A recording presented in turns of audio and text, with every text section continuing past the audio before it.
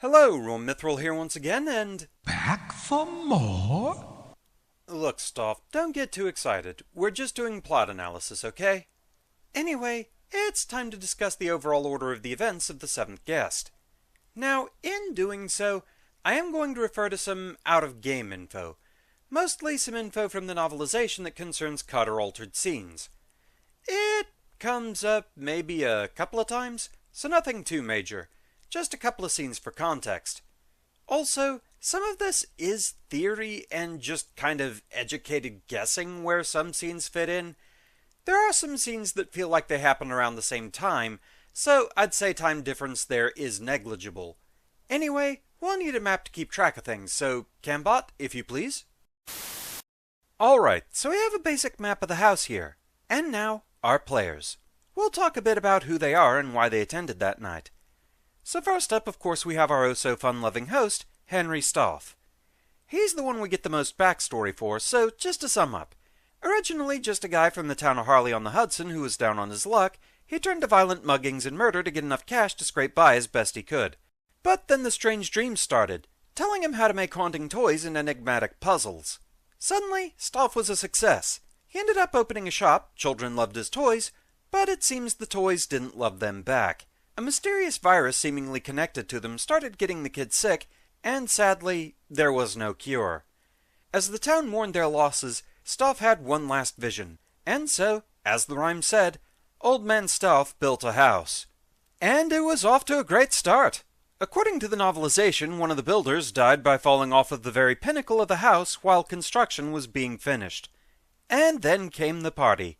6 guests invited, but he knew there would be a 7th somehow. So let's discuss the first 6 guests, and we'll go in the order that they arrive in the house. First up, we have Martine Burden.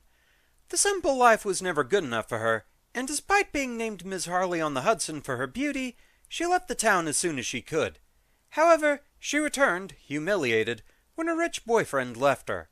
She desires power, to never be under the control of a man again, and isn't afraid to use others or her own wiles to get what she wants. Next we have the married couple, Edward and Eleanor Knox. Their lives together have fallen on hard times, as Edward has gotten them into a rather sizable debt with some unsavory types. Despite it all, Eleanor supports him, and he in turn has tried to keep her safe from the lenders, sometimes getting roughed up because of it. Both see Stauf's invitation as a way out, hoping that he can give them a fresh start, erase their debt, and set them free. Eleanor wants to share this fresh start with her husband, but Edward... Next to join the party, we have Julia Hine. A bit on the jaded and bitter side, she gets annoyed at her co-workers at the bank for getting more attention than her, due to being younger, prettier, really whatever she can find to accuse them of. It certainly couldn't have had anything to do with her alcohol problem, which has been getting worse and actually caused her to get fired. More than anything, she wants the days of her youth back, a return to when she felt she could take on the world. Now we have Brian Dutton. A businessman in town, he's actually worked with Stauf before, providing him materials for his goods. Now, Dutton's story changed over various versions of the script, but his brother was always a big part of it.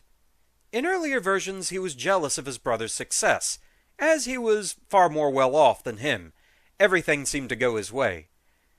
Not so much in the final version, where his brother died when they were both young, falling through the ice while they were skating.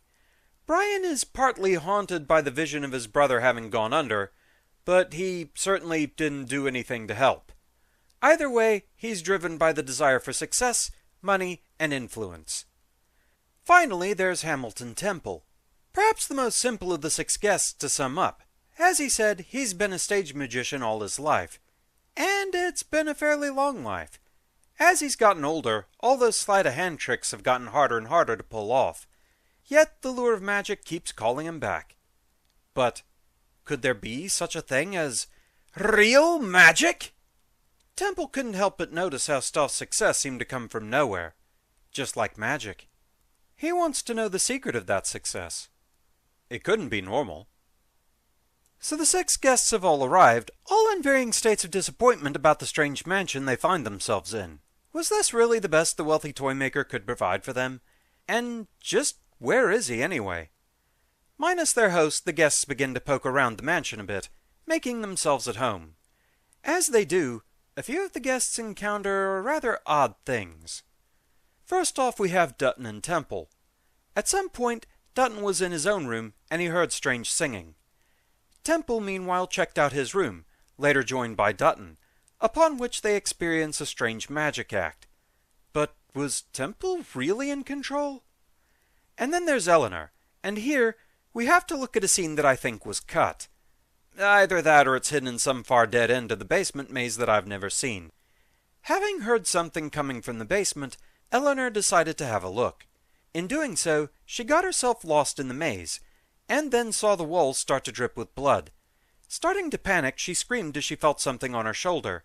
But it was just Edward, having found her in a panic and leading her back out. Everything seemed normal to him, though. No trace of any blood. With this, our intrepid gang met up again in the library, recounting their experiences. As Dutton described the mad choir he heard, Hein claimed to have heard nothing, save for Dutton rummaging around wildly in his room. Eleanor's claim of seeing blood merely got a scoff from her husband and sarcasm from Burden, who thinks she may have found a weakness in their bond and a pawn for her own interests.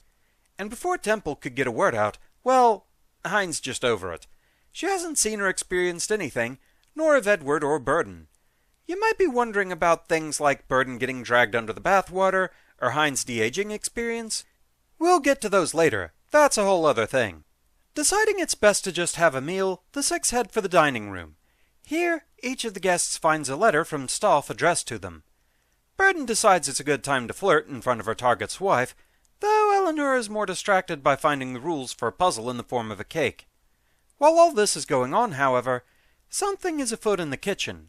A young boy by the name of Tad was dared to sneak into the mansion, finding the kitchen window a suitable entrance. The dare was that he had to go through every room of the mansion. I mean, it's a creepy old mansion, so certainly local scary stories and dares among kids were going to happen. Strange that Stauf seemed to know this was going to happen, though. Just what all powers does this guy have?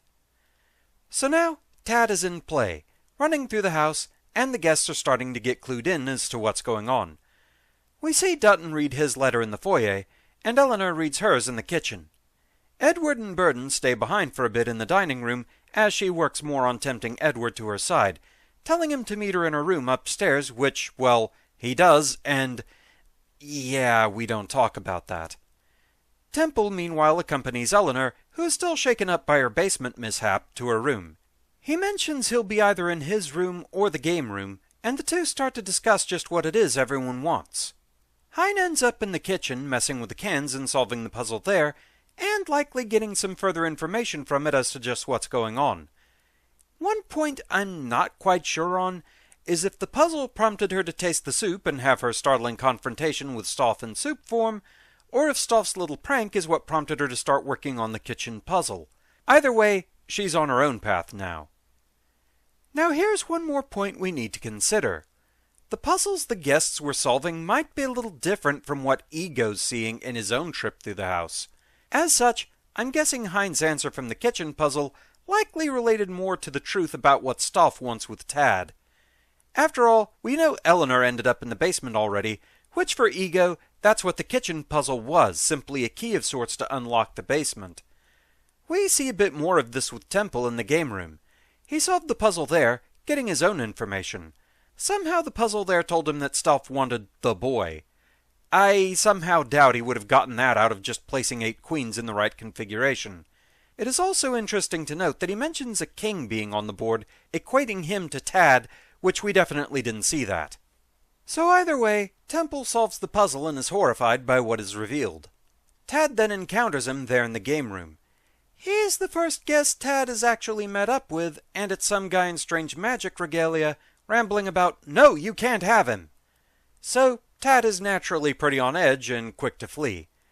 I would guess this is about the time that Tad booked it for the foyer, where we saw him struggling with and failing to open the front door to escape. Meanwhile, rather inconsequentially to the story, Eleanor is relaxing in her room, trying to calm herself, and she's taken notice of the maze on the rug there. Pity she hadn't seen that before her basement visit. With their business meeting adjourned, Edward and Burden somehow end up in the gallery. How they manage that, considering there are only weird nonsensical paths to and from the gallery in the game? Well, yeah. It is worth mentioning in the 11th hour, there's a hidden passage behind the grandfather clock in the foyer that leads to and from the gallery, so perhaps that answers that. Either way, Breton seems to think there's something important for them to find in the gallery, so that's likely where their own clue as to what's going on was found. So with that, all the players are fully in place, and it's time for things to start going downhill and fast. Dutton, back in his room once more, has found the source of the odd singing, a passage in the closet of his room that leads to the chapel. There, he is the first guest to actually encounter Stauf. Well, unless you count Julia's visit from the soup du jour. Anyway, Stauf directly tells Dutton that the sacrifice must come from him and be brought to him alive. He hands him a dagger to use as he needs. Now, there is a theory I've read about online that would indicate there's something else going on in this scene, but we'll get to that later. I'm honestly not too sure if I believe that one, as it gets kind of convoluted. More than the story already is, but I digress. Temple and Eleanor, meanwhile, have managed to get into the doll room. Hearing the voices of the children's spirits, Eleanor recognizes one as a neighbor child who fell ill and passed away from the strange virus. The truth dawning on the two, they share what info they know, realizing the danger Tad is in. The two decide to work together, splitting up to try to find him and get him out of the house. It is a bit odd, though, considering where the two end up. The Temple's plan is that he'll search upstairs, while Eleanor searches downstairs. So now Dutton is armed and on the hunt. We don't get to see an encounter, really, but it seems he's found Tad in the music room. However, he's not the only one there, as Edward and Burden have caught up to them. A struggle breaks out and Edward is able to wrest Tad away from Dutton. He passes him over to Burden, who holds on to him as Dutton brandishes his dagger. Sadly, he's not a particularly effective fighter, and Edward is able to get him to drop the knife, Burden picking it up and handing it to Edward, who stabs Dutton a few times. Only managing to incapacitate him? Yeah, Dutton didn't actually die in the music room, oddly enough, though Edward and Burden leave with Tad. Dutton, meanwhile, at least according to the novelization, manages to stem the bleeding enough to struggle back upstairs to his room. Remember how I said the novelization played the briefcase full of money scene a different way? Yeah, in the novel, Dutton gets to his room, looking for a more solid way to patch himself up, but immediately forgets his wounds upon seeing the money. He basically pulls a Daffy Duck, I'm rich scene, but in doing so, the wounds open back up and he bleeds out, there in his room, so close to the money that he wanted. So that's where we officially lose Dutton. 1 down, 5 guests to go. Whatever they seem to find out about the Tad situation has led Edward and Burden down to the crypt. It is here, however, that Temple catches up to them, which... Wait, wasn't he going upstairs?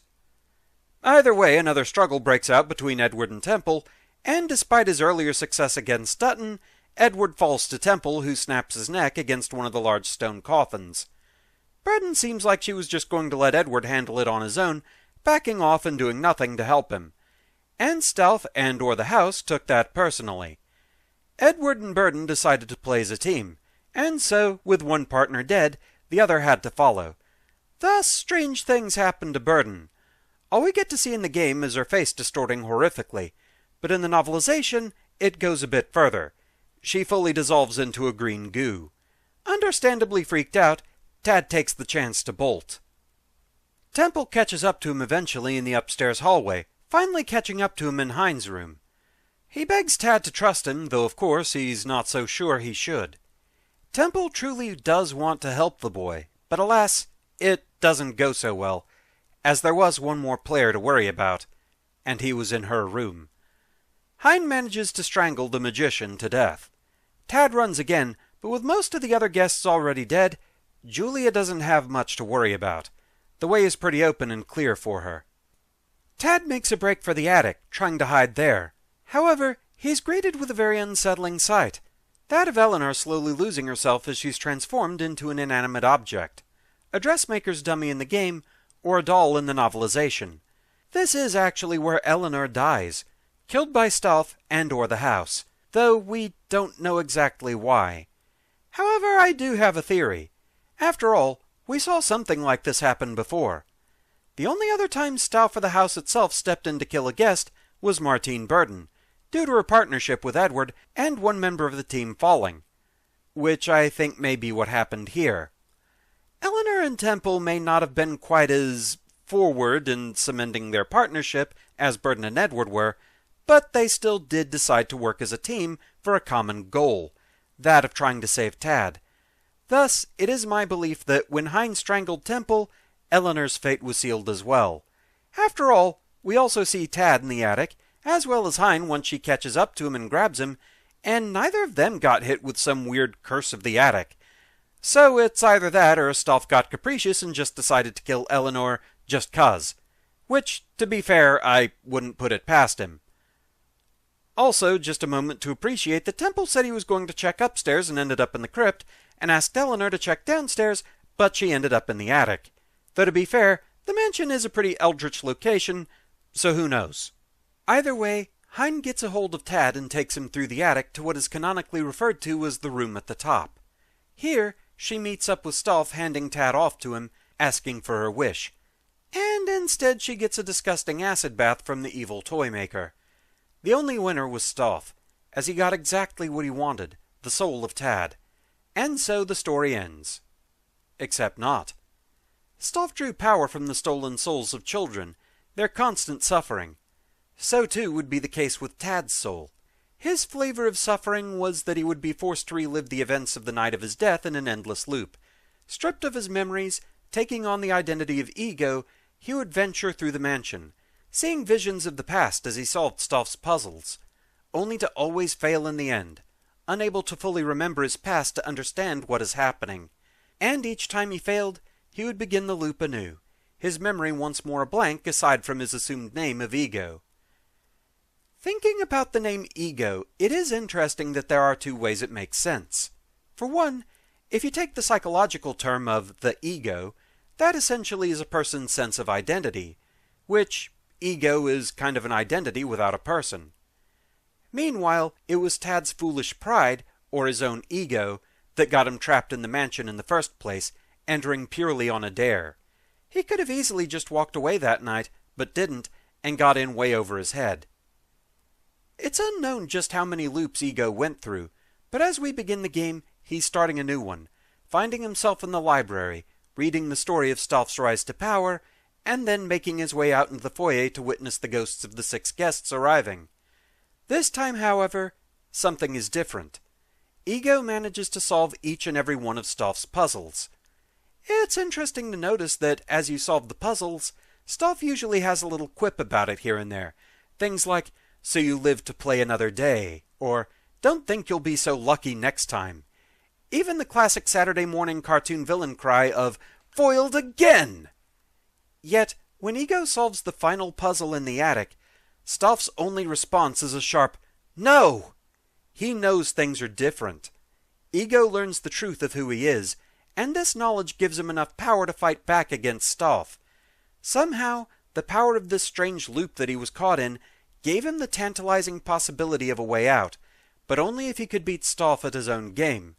Or games, I suppose. Breaking the loop let him somehow affect time, denying Stauf his own soul, and thus breaking Stauf's contract with the powers that wanted those souls in the first place. Now, what this means for Ego/Tad? That's a good question. Seemingly the easiest explanation would be that they finally reunite as one soul and are free to move on, no longer tethered to this world with unfinished business. However, there's also the interpretation that, in reuniting, time itself was actually changed and Tad survived. If memory serves, the novel actually seemed to hint at this being the case, though to be fair, it's been a hot minute since I've read it, and I forget where I even put it. It's in the controlled chaos of my room somewhere. However, it does seem the fan game made official, the 13th doll, does go with this idea. What little I know about it is that there are 2 playable characters that you can choose, each with their own endings, and one of the 2 is Tad, now an adult, the other being his psychiatrist. Now I have by this point finally gotten to download it and play it a little, though I'm not too far in. Tad is basically haunted by the spirits that say they weren't freed that night, and he got put away in an asylum due to this by people who believe the whole thing is just in his head. Which, yes, I should warn, when I spoke of the other character being his psychiatrist, this game takes place in older days where mental health facilities and treatments weren't super great, so just be aware of that going in if you give it a look. So anyway, that's the basic order of what happened that night. But what then of the weirder scenes like Martine's bath, Julia's de-aging, Dutton's money curse, Eleanor being trapped in her mirror, or Temple getting disintegrated in the lab? These, I believe, are artifacts of a different version of the script. In an earlier draft of the game, there was going to be the possibility that any guest could win Stauf's game and thus get their wish granted, or at least a twisted version of it. There's actually some scenes buried in the game where you can see any of the guests up in the room at the top. Looking that up on YouTube is easy enough. Just search something like, say, Hamilton Temple 7th Guest Attic, and you'll find these clips. Granted, there's not much to them. Basically, the ghost of the guest just running around in the room at the top in various states of fear or insanity. This even includes Temple and Eleanor, so maybe in that version they weren't always on Tad's side. The point, however, is, these scenes I think were part of that.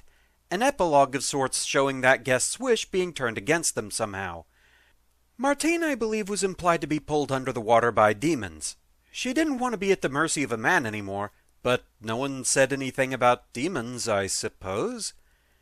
Temple wanted to receive the secret of Stauf's success, hoping for real magic. However, he was disappointed to learn it was supposedly a strange demented science. Julia, of course, wanted her youth back. She just forgot to specify how young.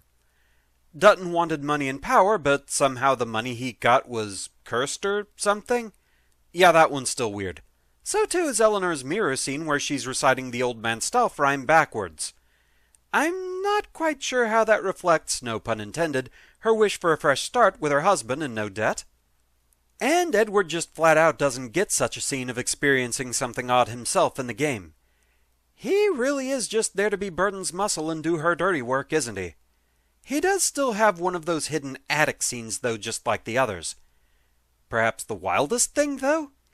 Even Tad is included in having one of those attic scenes. Was there an ending where he just safely finished his dare and got out? He doesn't seem to have one of those wish-turned-bad scenes either, but heck, I wasn't expecting him to have an I won attic scene. So, last thing to talk about is the weird thing about the chapel scene that I mentioned. There are some that claim that the baby that was on the altar there, as well as the one found in the nursery that gets suffocated by the doll, are actually Julia Hine post-de-aging. Some versions of this belief see it as a time loop within a time loop, that Julia won, got her twisted wish, became a baby, but that baby was somehow still part of the events of the night. Others think the de-aging happened during the night itself, but somehow just split Hine into two different beings, her adult self and the baby. So the sequence of events in either case is that the baby Julia is taken by Stauf to the chapel.